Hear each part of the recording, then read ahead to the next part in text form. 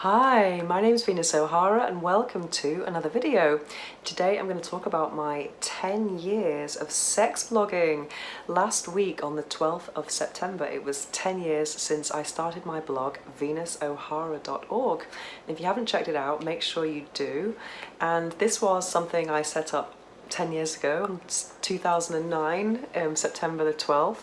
And to be honest, I didn't really have any specific business plan when I started this.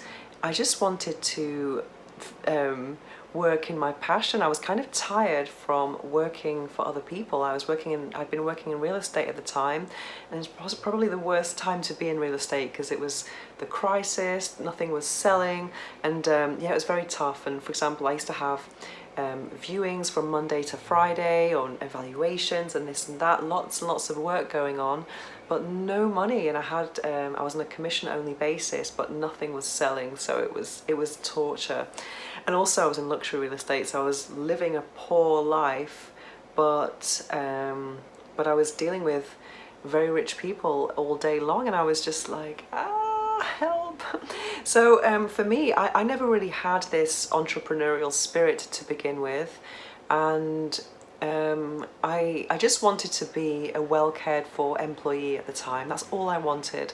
However, destiny had other plans for me, and I'm really grateful, but from someone who wanted to be just a well cared for employee, becoming an entrepreneur was incredibly scary. I had no security system. It was just a big jump into the unknown, so to speak. So what happened was I actually ended up selling 2 apartments in my real estate job, and what I did was I took the money, and it was quite a lot of money, enough money to live on for over 6 months, to live on very comfortably as well. So I decided, I was burnt out from working for other people, I decided to take the money and then just think and start up the blog venusohara.org. And initially my first thought about making money was to really just to have produce fetish photos and have a members area. That was my first idea. And yeah, because I was aware that despite all the pornography and free pornography around, I believe that fetish, that's non-explicit, was actually very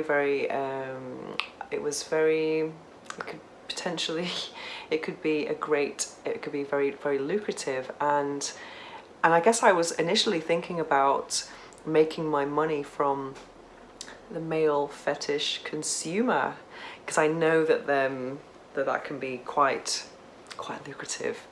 But destiny had other plans for me, thank God, and I've gone completely in the other way, the opposite way, into more focused on female pleasure, so that's wonderful. But going back to the fetish thing, for me, I always felt like an artist. I am an artist. I studied fine art until I was 18, so I was always interested in nudes specifically, and Venus, that's why I just love this name, Venus. I really identified with the reclining Renaissance Venus that I had seen so many times in my history of art lessons. And also I just thought that all the representations of beauty around me were so fake. It's even more fake now. And yeah, everything was retouched, and also the models were kind of operated and then they were retouched. Everything was fake and explicit, whereas I was going for the natural approach, and because that's become very exotic recently, unfortunately. So at first I was my own art object, so to speak, and I had so many photos. It was something that I did on the side, really, erotic modelling, before I gave up my job. So it was kind of like, what happened was, it was a case of my hobby becoming my job. It was never really a side hustle, because I wasn't really making money from it before I actually gave up my job. So as soon as I gave up my job, then things started to come into alignment, and I met Erica Lust at a Halloween party, and it was a party where me and her, I think we were the only people who were dressed up. I was dressed as Catwoman and she was dressed in latex, so there was going to be some type of fetish connection there. And then 3 weeks later, after this party on Halloween, she wrote to me and asked me if I wanted to write Love Me Like You Hate Me with her, which is an introduction to BDSM. And at the time, I've always been really passionate about BDSM. It's something that has inspired me ever since I started. Oops, ran out of memory there, or space, whatever. So writing this BDSM book for me was very easy because it's something that I had known for many years and something that I've been practicing as well. So it was very easy, and it just felt absolutely very natural, and it was like the universe giving me validation for this new path in my life. And this book was actually published, I think, the year after I started my my blog. So in the meantime, that first year, it was very difficult for me. I had very limited cash, and I was actually on the unemployment benefit here in Spain, and I became a commercial actress and model. So I was doing adverts, and so that gave me some money from time to time. And also, what else was I doing? I was an Airbnb host, and I had this kind of double life. So I was always setting up my blog and doing lots of writing things, and then my guests had no idea who I was. So it was quite fun. Well, it was quite fun, yeah. So at that time, I just I took a break from work, from working for someone else, and I just concentrated on getting my blog set up and just getting money from different sources. And I had been a student in the UK, which is a great practice for living on very limited resources, which you know, people I think it's a great skill to have if you're setting up something new, because at the beginning there's a lot of struggles, and then also had to keep my overheads really low. So then after when the book was out, I landed a column in GQ Spain, and how I got that was basically I just did a mailing, and I wrote to some magazines, all the magazines, offering my services as a sexuality writer. Unfortunately, GQ wrote back to me, and the guy said it was an honour to have me in his inbox, and I was thinking, oh my god, this is so amazing. So I think GQ is actually much more popular outside Spain than in Spain, and people didn't really know Geku, what's that? So it was very I'm from the UK obviously, so I know that GQ is just a really big magazine, so it was absolutely a really big honour to write for them, and I was their sexuality writer for 1 year. So that was very, very, very cool. And during that time, it was very difficult for me to actually write articles in Spanish, because although I've been here for many years, I didn't have an academic background in Spanish. And sometimes when I was in my real estate job before, I used to ask my boss to check my emails, because I never really learnt Spanish formally. However, I learnt very quickly, and I had a couple of conversations with the features editor in GQ, and a couple of times my first articles were sent back to me, which I was absolutely gutted about. However, when they explained to me why and what they needed from me, I just had a few conversations with them, and these conversations were, I would say, my journalist my training really, and it was incredible, because they asked me, they didn't want me to do some academic article of collecting different bits of information and putting it all together like a lot of journalists do. They wanted to know about my opinion. So I was thinking, who cares about my opinion? So I thought, okay, you want my opinion, here's my opinion. And that's when I really, really, really found my voice. I based all my work on my own opinion and my own experiences. So oftentimes when I'm writing an article these days, or even since then, I don't even need Google, because it's all here, it's all in my memory. So it's really cool. So I was really grateful for that. And then yes, I found my voice, and I like to be counterintuitive whenever I was writing about sex or BDSM, masturbation, etc.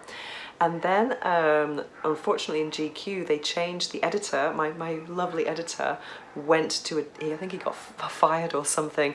But then a new guy came in and then brought all his columnists in, and I was out of GQ. I was gutted at the time.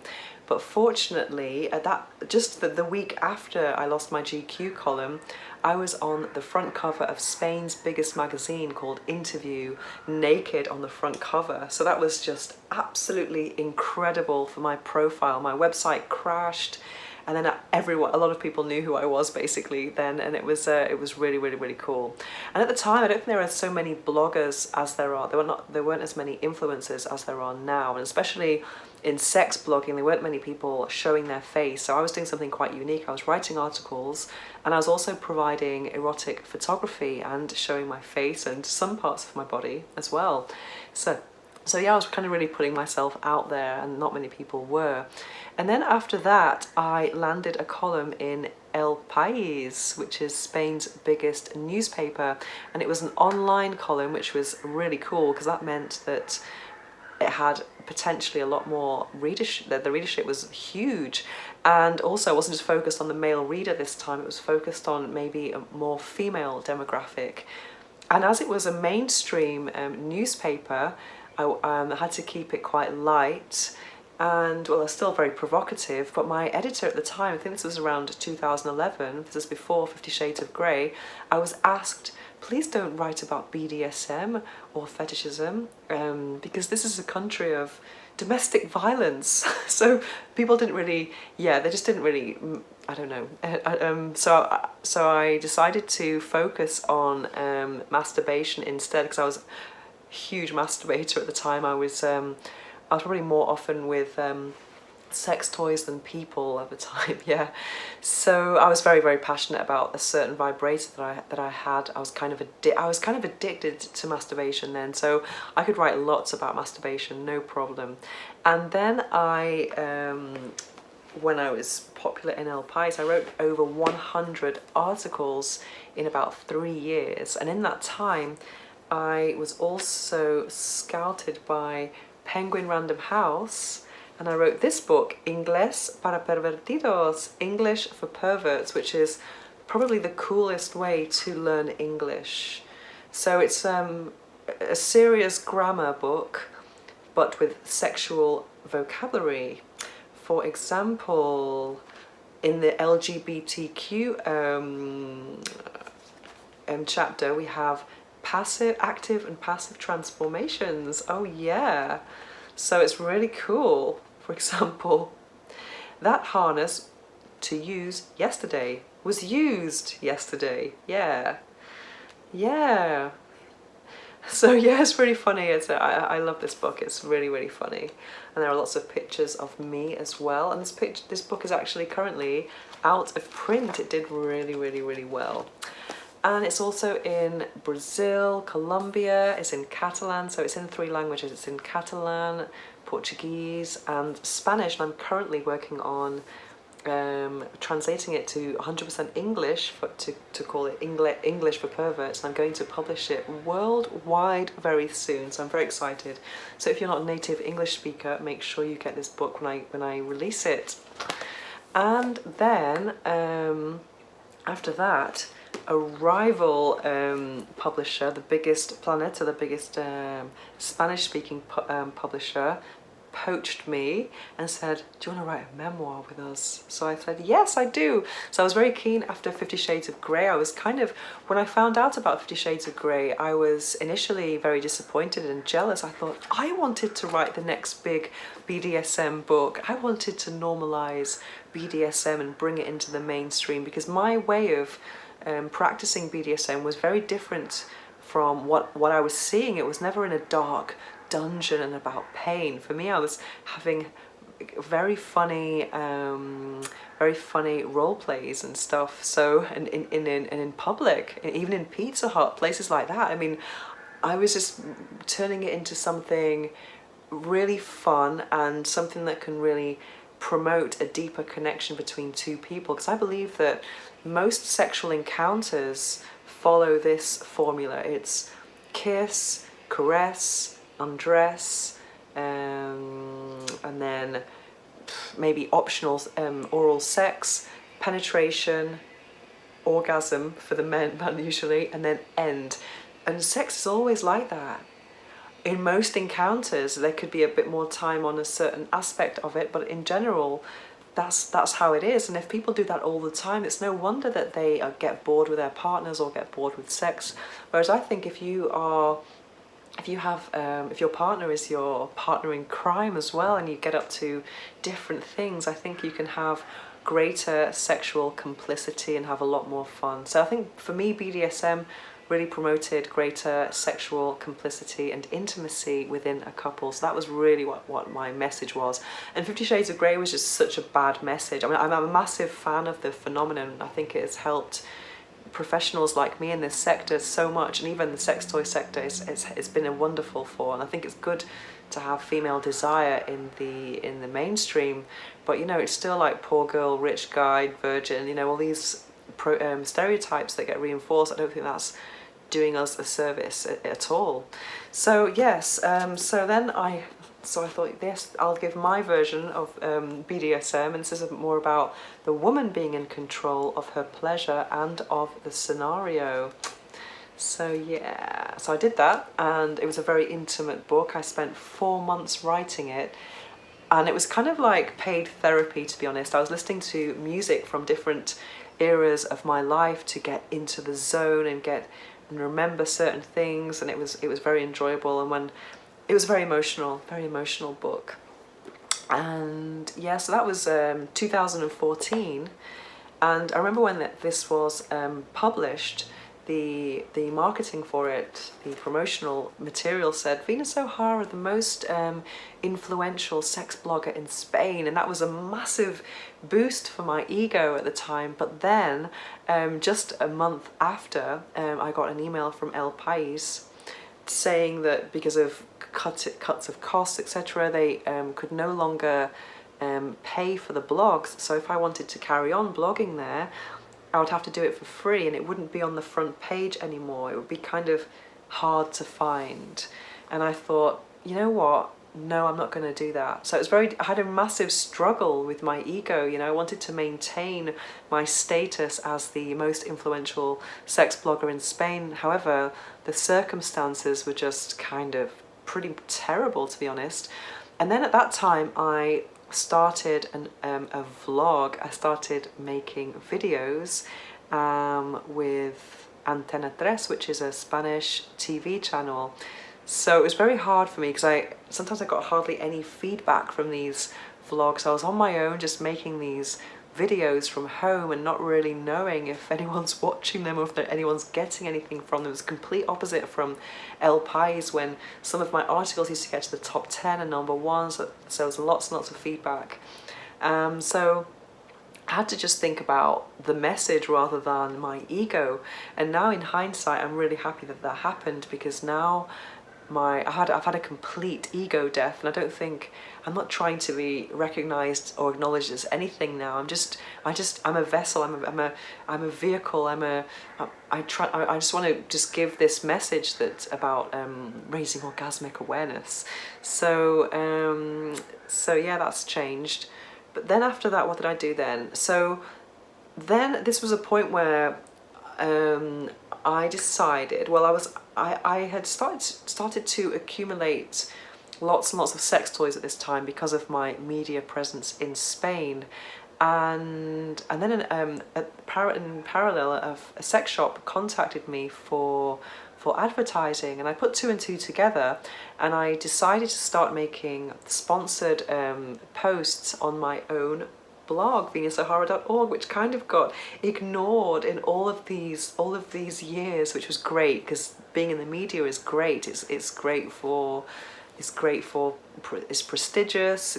Lots of people get to know you, but at the same time, it is kind of like being an employee in the sense that there's an editor deciding if you're cool or not. So you're at the mercy of an editor, really. So getting into sponsored content on my own blog was just so liberating, because I was the boss, I was calling the shots, I decided how much I was going to get paid, and I was very successful. I started making making sex toy reviews. I'm the first person to make sex toy reviews in Spain, and so many people have copied me now, which was another annoying point, but now I'm grateful for.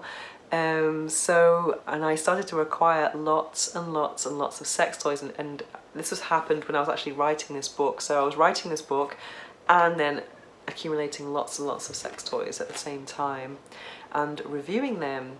So, and then I decided, that was with sex shops here in Spain, and then I decided to take a chance and start making content in English. Oh my god, which might seem really weird because all of this time is getting up to now 2015.